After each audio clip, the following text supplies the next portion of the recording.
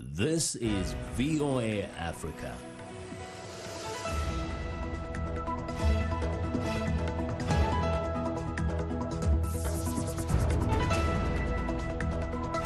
Good evening, I'm Esther Gitui. It's Tuesday, May 28th. This is Africa 54. Desperate to make money, Zimbabweans risk death in abandoned and unstable mines. Overfishing off Senegal's coast has once thriving industry on the brink of collapse.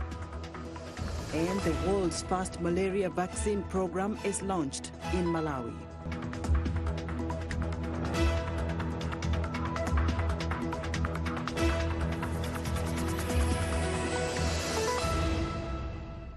We begin our broadcast in Southern Africa, where incumbent Peter Mutharika of Malawi was sworn in as the president on Tuesday after a narrow victory in the presidential election. Results of the poll released on Monday were delayed due to allegations of tampering. We get more from David Dial. Malawi's President Peter Mutharika has narrowly secured another 5-year term, the country's electoral commission said on Monday. It was announcing election results that had been delayed due to allegations of tampering. Voters cast ballots for a president and parliament last Tuesday, with results due at the weekend. But on Saturday, a court granted Malawi's opposition an injunction after the Electoral Commission received 147 cases of irregularities, including result sheets with sections blotted out or altered with correction fluid. On Monday, the court lifted the injunction, and the Electoral Commission confirmed Mutharika's victory. You have been bestowed with the heavy responsibility of leading the development agenda of the nation for the next 5 years. In a bruising race, Mutharika secured 38.6% of votes, while his two former allies Lazarus Chakwera and Saulus Chilima won 35.4% and 20.2% respectively. Mutharika, a former law professor, came to power in 2014 and is credited with improving infrastructure and lowering inflation. Recently, however, he has faced allegations of corruption and favouring rural regions where his support is strongest. Malawi won independence from Britain in 1964. It initially enjoyed a period of economic and social stability, partly fuelled by tea and tobacco sales. But it's since seen government debt climb, and several severe droughts have increased poverty and its reliance on foreign donors. David Doyle of Reuters with that report. Zimbabwe's abandoned mines are a major safety hazard. The deserted and unstable facilities are a death trap for poor and desperate illegal miners in search of the precious minerals to earn a living. Columbus Mavunga traveled to Matopo, a gold-rich area about 500 kilometers south of Harare, where mining continues, despite some people having been trapped earlier this month. Illegal gold mining takes place at Nugget Mine, about an hour's drive from Bulawayo, Zimbabwe's second-largest city. Earlier this month, police recovered 4 bodies after this mine collapsed. Police have cordoned off the area, but illegal mining continues a few meters from there and all over Nugget Mine area. Pinel has been hunting for gold for the past 2 years, knowing well the risk associated with this.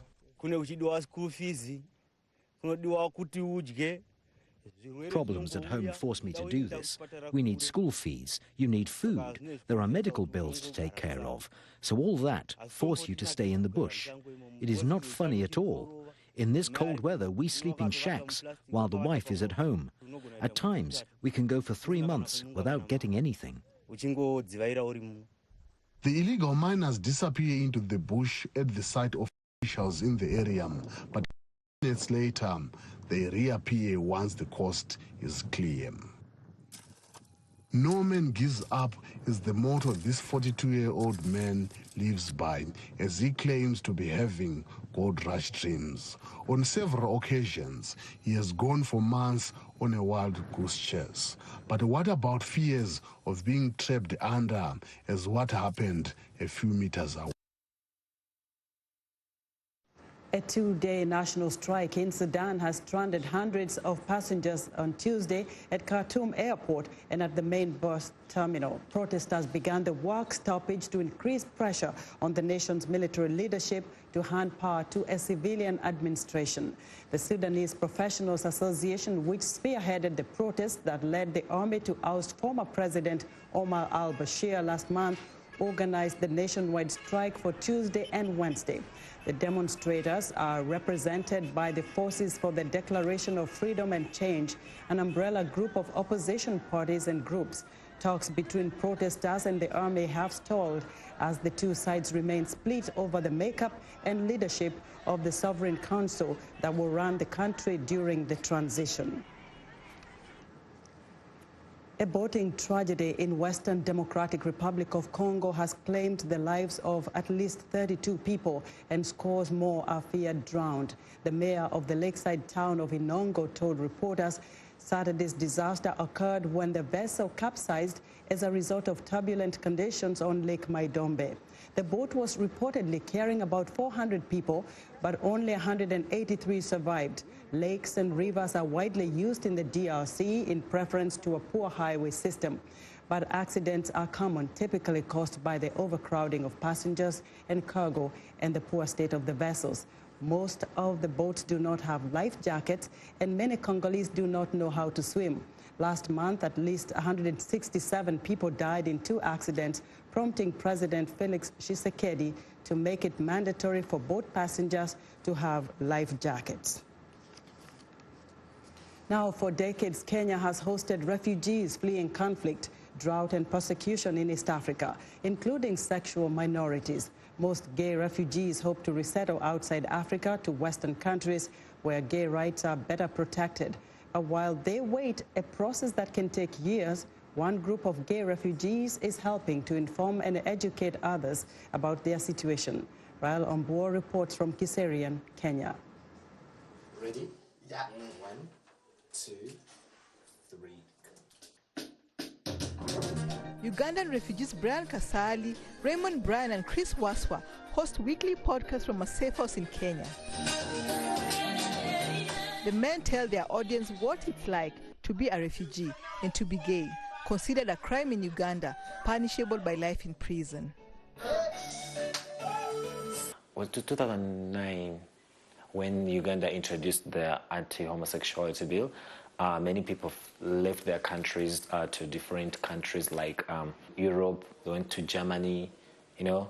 So for us, we just ran to Kenya, just because it was the nearest country to seek refugee. While stigma is still common, Kenya is considered the East African country most accepting of gays, where refugees can wait without fear for transfer to Western countries with laws protecting gay rights.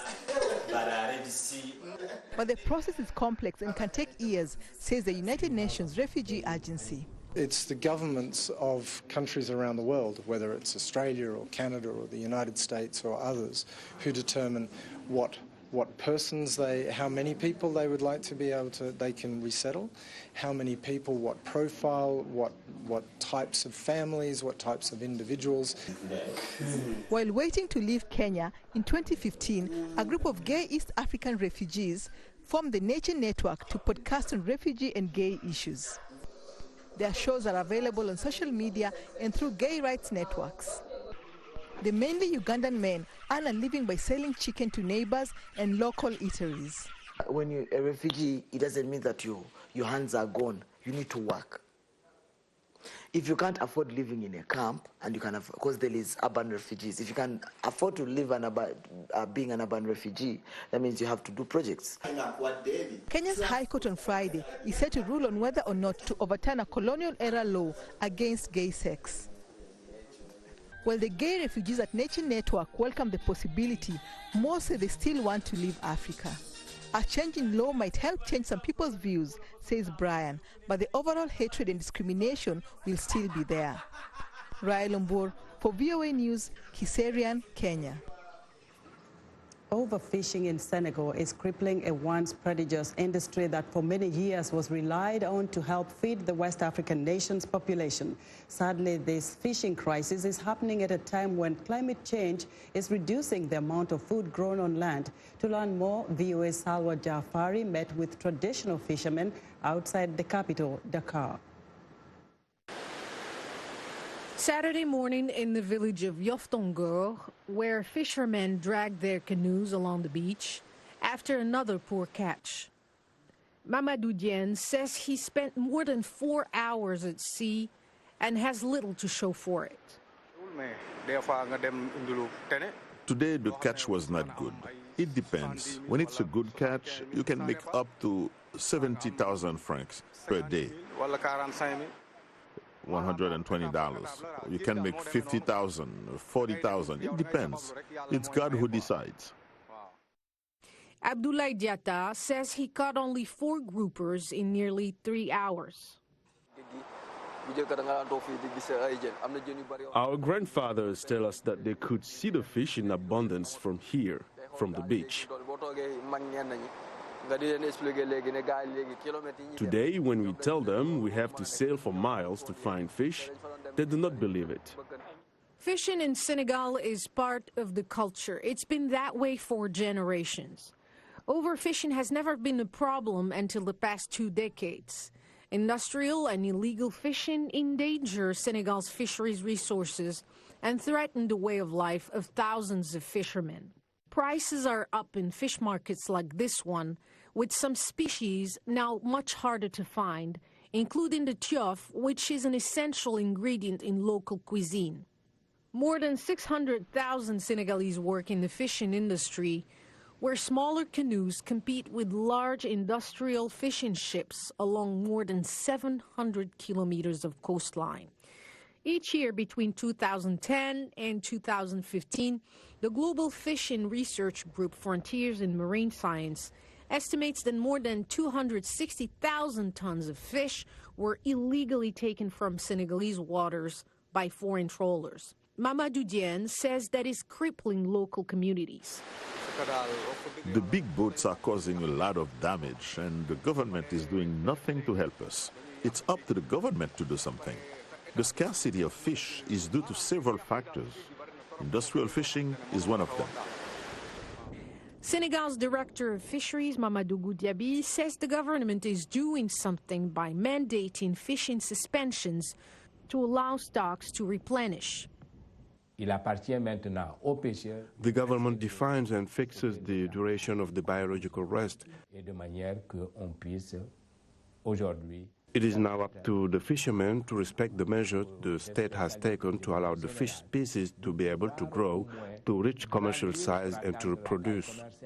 The United Nations Food and Agriculture Organization says 90% of the world's fisheries are either fully depleted or facing collapse, a decline that fishermen here says is being made worse by European and Asian fleets in West African waters.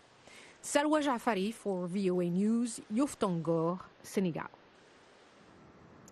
A new report by Human Rights Watch alleges that the Egyptian military and police forces have committed widespread abuses in the northern Sinai Peninsula, possibly even war crimes.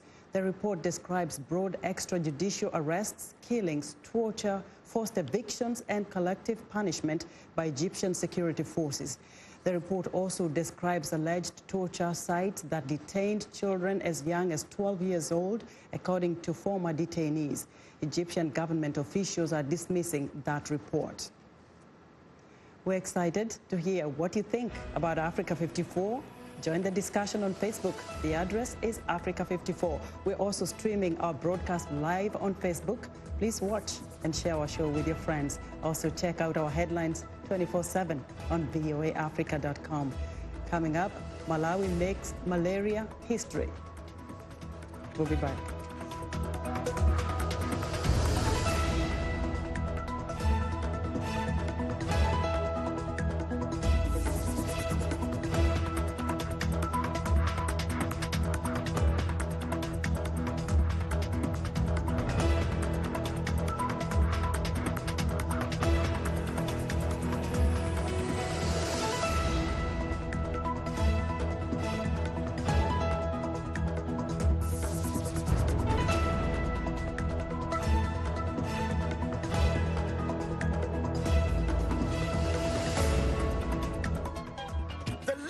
could be French, English, Portuguese, Bantu, Arabic. It is the beat. The African beat that counts. The beat does all the translations. It cuts across all languages and gives us the understanding that this is the African beat.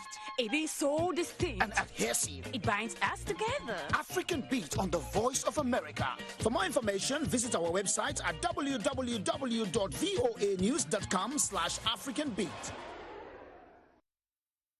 I am Shaka Sali, host and senior editor of VOA's international call-in talk show, Straight Talk Africa. Today we'll examine the tobacco industry. We pretty much touch on anything that you can think of. Politics, health issues, human rights issues, you name it, we talk about it. The issues that we discuss are pertinent to most people on the African continent. A very, very rare and unique opportunity to interact with their leaders.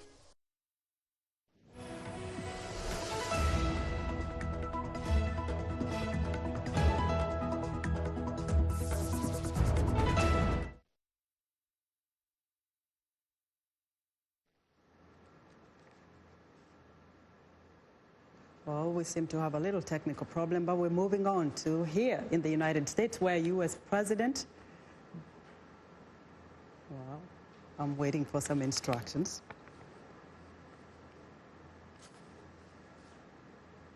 Africa Cup of Nations kicks off next month. A team of football manufacturers will be keeping their eyes firmly on the ball, trying to spot whether it's one of theirs. The 70-strong team works for Alive and Kicking, an organization that helps empower people with disabilities. Founded in 2004, it operates in Kenya, Zambia, and Ghana. Alive and Kicking has so far hand-stitched more than 300,000 balls, 81,000 of which were bought by the Union of European Football Associations and donated across African countries in 2004. In 2012, the Balls for Africa with John Lewis project led to 3,600 Kenyan-made balls being sold in the UK and the same number donated across Kenya. Next up, former hairdresser Bernie Craven has turned a warehouse into a small 3D printed limb factory in a bid to cut salon waste. His mission starts with the weekly waste pickup at hair salons. At the warehouse, it's sorted, shredded, and transformed into 3D filament. The first prosthetic took more than 9 hours to print and 42 meters of extruded plastic. It's hoped that if the trial is successful, the recycled plastic prosthetic limbs will become commercially viable. And finally, having friends and family over for food is something most take for granted. But for those who have no one, this time can often be a lonely affair. A new rental service called Family Romance is making it possible for people living in Japan to rent a friend or even an entire family. The service isn't cheap, with fees of about $200 per person per day. Now the company says they receive around 250 requests for rentals per month. And that's what's trending today.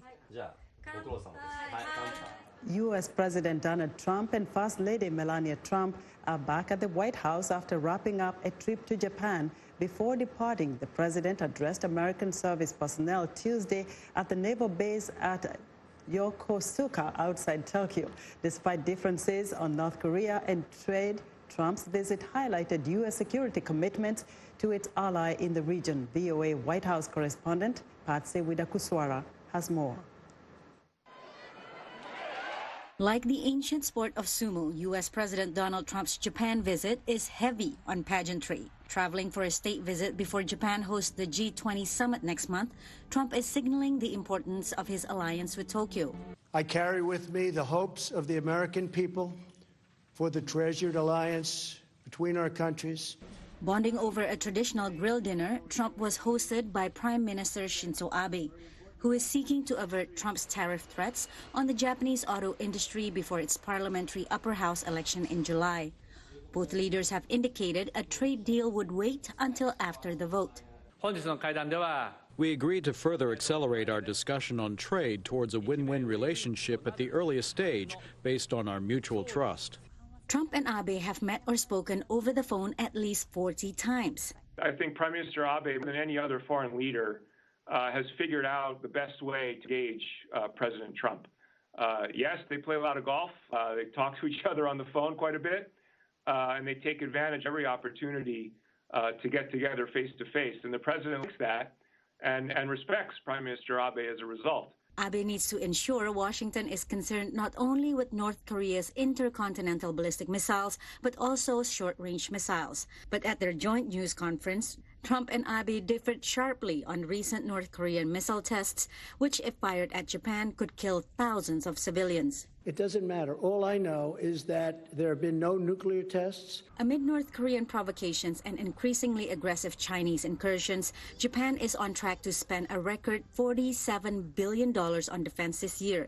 Abe is also eager to show his country is paying its share amidst Trump's frequent complaints that allies are taking advantage of the United States. From a strategic standpoint, the Abe government consistently is investing in its own defense capabilities and prioritizing the purchases of defense equipment from the U.S.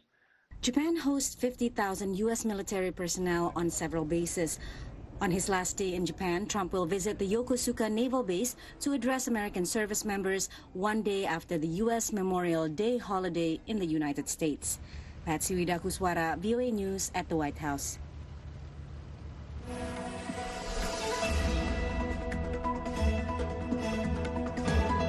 It's time for our health segment, and joining us now is Africa 54 health correspondent Lino Mudu with some very good news concerning malaria. Lino? That's right, Esther. Get this. Algeria and Argentina have been officially recognized by the World Health Organization as being malaria-free. The certification is granted when a country proves that it has interrupted indigenous transmission of the disease for at least 3 consecutive years. Algeria is the second country in the WHO's Africa region to be officially recognized as malaria-free after Mauritius. The North African country reported its last cases of malaria in 2013. Argentina is the second country in the WHO's region of the Americas to be certified in 45 years and reported its last cases of malaria in 2010. Over the last decade, improved surveillance has allowed for every case of malaria to be rapidly identified and treated in both countries. The countries have also provided a free diagnosis and treatment within their borders. Contracted through the bite of an infected mosquito, malaria remains one of the world's leading killers. Over 400,000 people died from the disease in 2017. Most victims are children in Africa under age 5.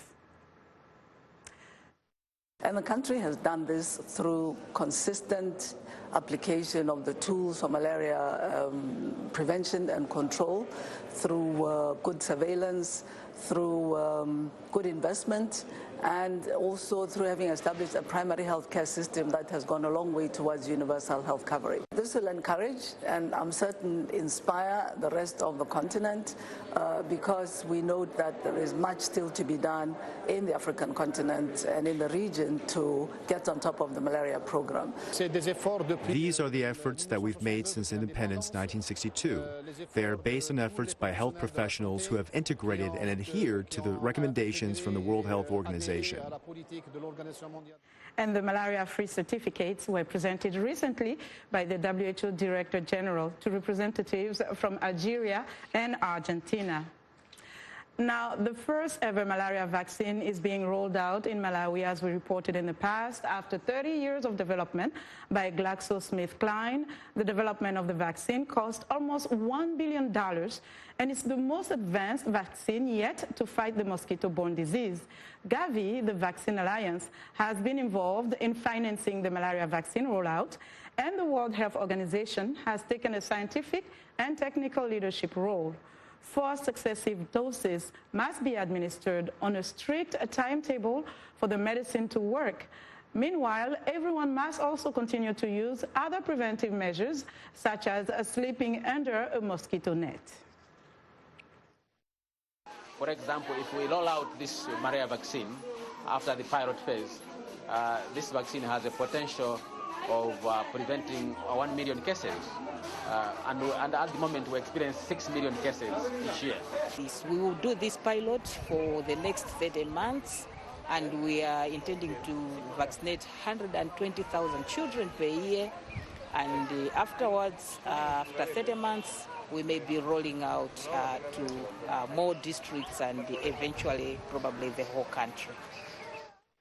The vaccine rollout campaign aims to immunize 360,000 children aged 2 years and under in Malawi, Ghana, and Kenya to assess the effectiveness of the pilot vaccine and whether the delivery process is feasible. Health experts say great progress is being made in the global fight against malaria. However, the number of malaria cases is still rising in some parts of sub-Saharan Africa. Megan Christensen, health advisor for Concern Worldwide US, reveals some of the reasons. Weather patterns are changing, and we're seeing climate shocks that are starting to change transmission zones. So in areas that previously did not have malaria or were non-endemic, we are starting to see conditions in the environment ripen for potential transmission. And when these climate shocks happen, or climate or weather events happen, people are very vulnerable. If you're displaced from your home and you're sleeping outside, we know that the malaria mosquito bites between dusk and dawn. And so people are very susceptible to illness during that time. Part of this is because of vulnerability, whether that's displacement, whether that's conflict. And we're still fighting these challenges that have always been there with weak health systems and populations that don't have sufficient access to quality care. So there's an opportunity cost in seeking care where if you're a caregiver and you have to decide either my family eats today or I take this child to a health facility, which is the reality for many of our beneficiaries on the ground, you may choose to delay seeking care for those very reasons that you either have work to attend to and you're not able to actually forego that experience. And so I think, you know, we're still fighting some of those age-old challenges of how do we actually get access closer to the community? How do we reach the last mile? And that's our health report for today. To stay in touch, find me on Twitter at Lenore Moudou. Esther? Very great coverage on malaria today, Lenore. Thank you. Thank you. All right. Be sure to watch Lenore Moudou's health reports every Tuesday and Thursday right here on Africa 54. And that's our show for today. Watch Africa 54 on our website at voaafrica.com. From all of us here in Washington, have a good evening.